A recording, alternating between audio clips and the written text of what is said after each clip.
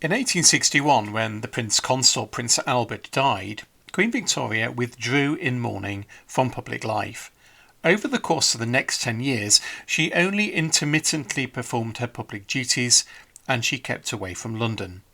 She would open Parliament in person only twice in this period, in 1866 and 1867, and on both occasions the Lord Chancellor read the Queen's speech from the steps of the throne. Early in her reign, Victoria opened Parliament frequently, but she doesn't appear to have ever worn the imperial state crown with her parliamentary robes when doing so. She seems to have done what, in the 21st century, Elizabeth II would also do.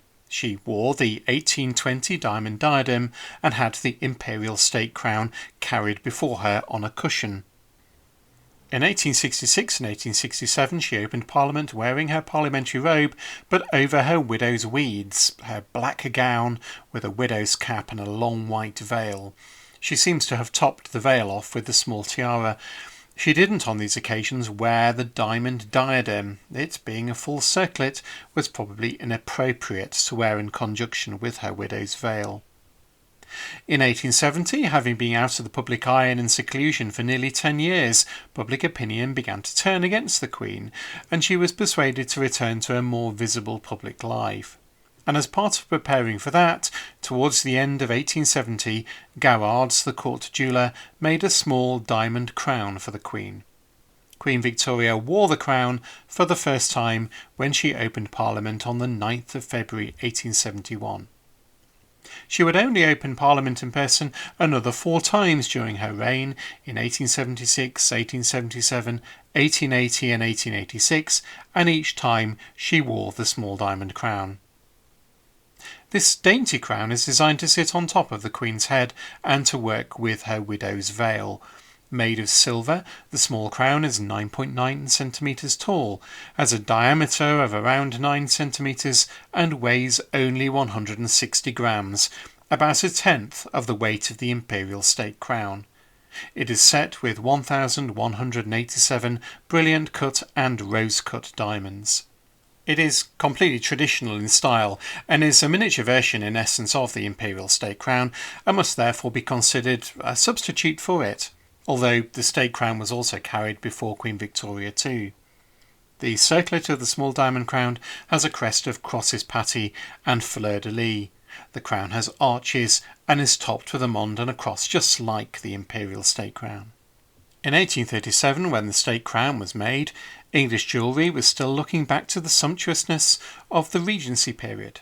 But by 1870, fashions had changed, and England was entirely gripped in a love affair with the Middle Ages, and a Gothic mania was sweeping the land. The small crown with its rounded arches looks back to the style of the late medieval and early Tudor period, and in form it resembles what we know from paintings of the Tudor state crown made for either Henry VII or Henry VIII.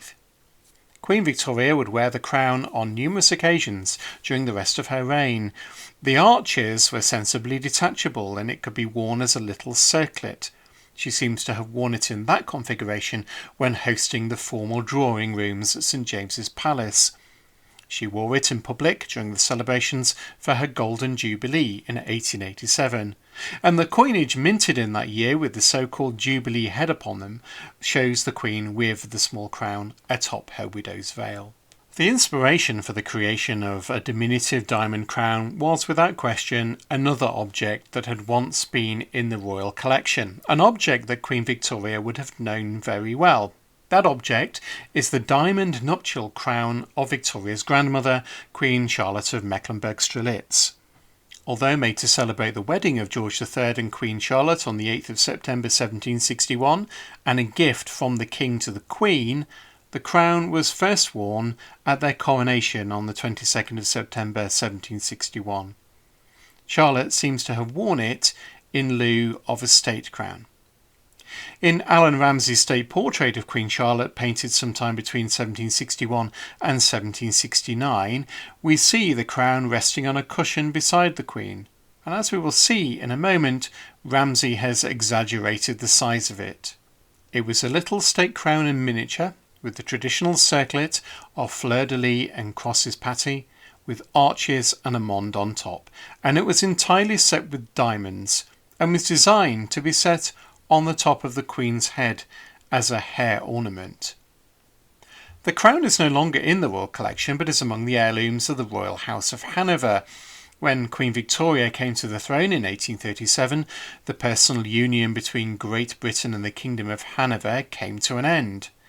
Germany operated under Salic law that stated that the crown couldn't be inherited by the female line, so her uncle Ernest Augustus, Duke of Cumberland, the fifth son of George III and Queen Charlotte, became King of Hanover.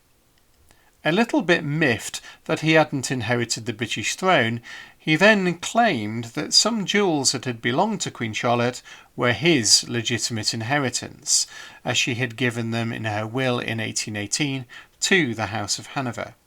Now, at the time that Queen Charlotte died, the House of Hanover meant, in the context of her will, the ruling House of Great Britain, for Queen Charlotte did not expect the union to be broken. The king's claim against his niece was never settled in his lifetime. He died in 1851. However, in 1857, a commission established to come to an agreement found in favour of Ernest Augustus' son, King George V of Hanover. And so in 1858, Queen Charlotte's nuptial crown and other items of Queen Charlotte's were sent to Hanover by Queen Victoria. Now, the crown continued to be used in the Hanoverian royal family by brides at their weddings. It was worn by Princess Ortrud of Schleswig-Holstein-Sonderburg-Glücksburg when she married Ernest Augustus, Prince of Hanover, in 1951, and by their daughter Princess Alexandra when she married Andreas, the 8th Prince of Leiningen, in 1981. Photos of Hanoverian brides on their wedding days show just how tiny this little crown was, a Georgian hair ornament rather than a substantial piece of royal regalia. However, it is without question the inspiration for Queen Victoria's little diamond crown. The nuptial crown of Queen Charlotte was a personal object belonging to the Queen herself, but it was a replacement in effect for another small crown made for a previous Queen consort. In 1685, in preparation for the coronation of James II and his wife, Mary of Modena, two crowns were made for the use of the Queen consort, a coronation crown and a state crown. Mary of Modena's state crown is still in the royal collection. This gold crown, made by Richard de Beauvoir, and which the Queen paid for out of her own pocket, was set with diamonds for her coronation in 1685. These diamonds were worth £35,000 at the time, and they were hired for £1,000 and were returned to their owners afterwards. The crown was much smaller and lighter than the King's state crown, measuring 19 centimetres from the base to the top of the cross and weighing 740 grams. It was half the weight of the King's state crown. This small crown was used by both Queen's consort and Queen's regnant. Mary II wore it whenever she and her husband William III appeared in the state, and both Queen Anne and Queen Caroline of Ansbach made use of it too. The crown was reset with diamonds for the coronations of 1689, 1702 and 1727, and then reset with paste stones. At Queen Victoria's funeral in February of 1901, both her little diamond crown and Mary of Modena's crown both made an appearance. For her 10 days lying in state in Osborne House on the Isle of Wight, where she had died, her coffin was draped with her parliamentary robe and with the small diamond crown sat on a cushion atop it. When the coffin reached Windsor and was pulled through the streets to the castle, Mary of Modena's crown was placed upon it, and remained upon it for her lying in state in the Albert Memorial Chapel in Windsor prior to her burial in the mausoleum at Frogmore.